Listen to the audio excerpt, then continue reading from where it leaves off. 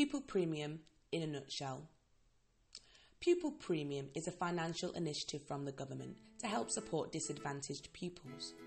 The purpose of this initiative is to close attainment gaps between disadvantaged pupils and their peers in publicly funded schools in England. According to the ofsted.gov.uk website, a disadvantaged pupil is defined as any child that is currently or has been eligible for free school meals at any point during the last 6 years, or any child that is looked after or has been looked after continuously for 6 months or more during the year and are aged between 5 and 15. Whilst on tour of Sir Robert Jeffreys School during the academic year 2013-2014, I was informed there were around 200 pupils at the school, around 8 of which received free school meals, 4% of the school. With Pupil Premium, schools can receive between £900 and £1,900 per eligible pupil each year. If the figures I mentioned previously are correct, last year Sir Robert Jeffreys School will have received or could have received up to £7,624 in funding for those pupils receiving free school meals. This money can be used on whatever the school sees fit to provide extra support to help all pupils overcome specific barriers to learning. Instalments are made to local authorities, then passed on to schools at quarterly intervals throughout the financial year.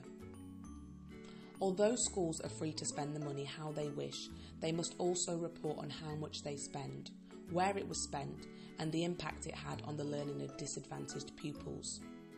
The schools can do this through the use of performance tables and sections of the Ofsted report made available from September 2013.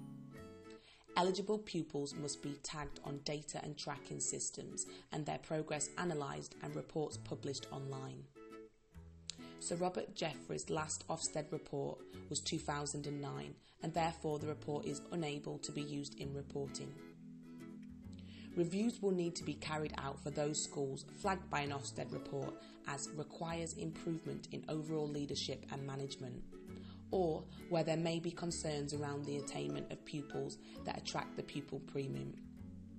A new strategy will then be put together by the school and their system leader, toolkits and resources made available. Schools with relatively small numbers of disadvantaged pupils, such as Sir Robert Jeffreys, may wish to work with other local schools and share provisions, a family support worker for example, to make the most out of their Pupil Premium funding. Pupil Premium awards are available to be won by schools, awards ranging from smaller prizes right the way up to £100,000 at regional level and £250,000 at national level. More detailed information around Pupil Premium can be found on the gov.uk website.